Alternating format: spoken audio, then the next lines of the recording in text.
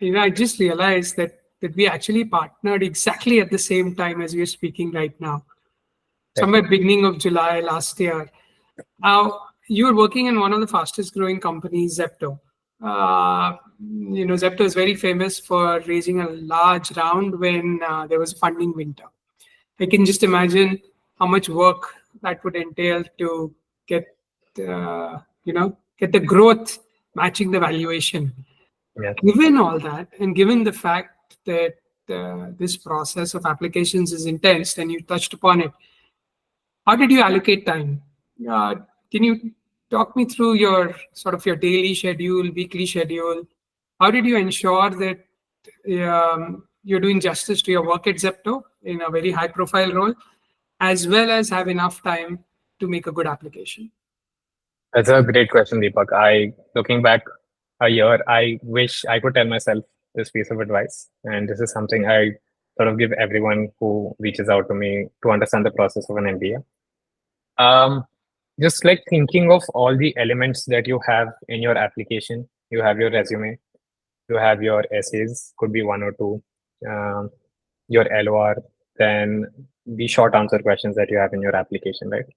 Now, before even in stepping into each of these elements, I think people should just draw whiteboard and see in each section what are the granularities that you'd want to cover, right? Okay, by cover, I don't mean the set of experiences you want to show, but what is it they're asking? So just have a whole view of the entire application on this is what they're asking, because people sort of tend to zoom in directly into their resume or zoom in directly into their essays and forget that they might just be repetitive what they're saying. There obviously might be something very impactful you've done in a certain role, but then you don't have to show it in every part of your application. The point of the application is to show various aspects of your personality and professional experience. And now with that, there are two ways to go. There are two things that you essentially have to do to complete your application. One is you have to brainstorm and ideate into what set of experiences showcase you the best. And the second part is after you've got it clear, how do you stitch all of these together, right? And that is where you sit with your consultant, take feedback, send in stories, draft a narrative, so on and so forth. So for these two bits, I think the first bit is where you need your creative mind to sort of come about. You need to be relaxed to a deepest core to be able to dig up stories from your childhood, to dig up successes and failures from when you were in school, some part of your personality when you went to college, and just not only the sense of achievements that you've put on resume, right? And I think that was a mistake that I did in my first application cycle.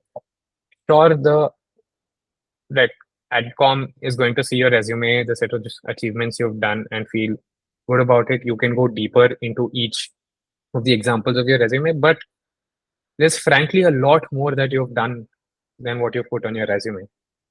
And for you to be able to clearly think about them, again, going back to the first question, just having that third person point of perspective helps. You might be too zoomed into understanding that, oh, I have just done this. For example, let's say I danced at a certain level. Probably it was not at the top level at my college. I played cricket at a certain level in college. I was an organizer for something in college. Probably it might, you zoom into each experience, you would start to think that, oh, I've not done the best in this, I've not done the best in this. But very frankly, the combo of this is the best, which people don't realize. The combo of you doing this and this and this is what makes you you, right? So while you're working at an intense job which requires a lot of bandwidth from you, I think you should be very cognizant of the fact that this is going to require you to be relaxed, is going to require you to spend a lot of time to be able to get to. And how you do it depends on a person, from person to person. Some people have their secondary brain digging up these stories. Some people have to sit and just be relaxed, calm, and think for 2 hours straight to get that right. But like just breaking it down for people, I think this is the first set of direction that you want to set. And then I think the second set is just like how you're doing project management at work. You have like 3, 4 projects going on. You would want to keep a tab on all of them, where they are at, keep a status update, use some tool that will help you move things forward in each part, which is what I said. Like, you need to know each part of the application, keep working on it day in and day out, and be consistent with it. So while I was working at my job, again, I was sort of clear with the set of stakeholders I was working with that, hey, I'm going to, apply for an MBA. So I would take a day or two off before a weekend or after a weekend so that I could spend energy on the first part of it. I would be fairly confident that, okay, these are the set of stories that I am going to work on throughout the week. And if so be, I would require a meeting or a larger brainstorming discussion with my consultant, I'd ensure to keep that slot open while at office. And yeah, throughout the week, after I did that on the weekend, I don't mean to say you have to take a day or two off every week. It could be once in 2 weeks, once in 3 weeks, but you need that. Just be relaxed, just be calm, put your picture on the wall, look at yourself, and just bring out everything that you've done. And I can attest for a fact that every person is unique. Just bring that combo. That combo is what is going to get you into school, right? And once you have that clear, I think throughout the week it's just going to be easy. Everyone has developed that skill over the few years. You do your office meetings, come back, just iterate on what you thought about there, and it's all about execution. But here, I think the key is to be consistent.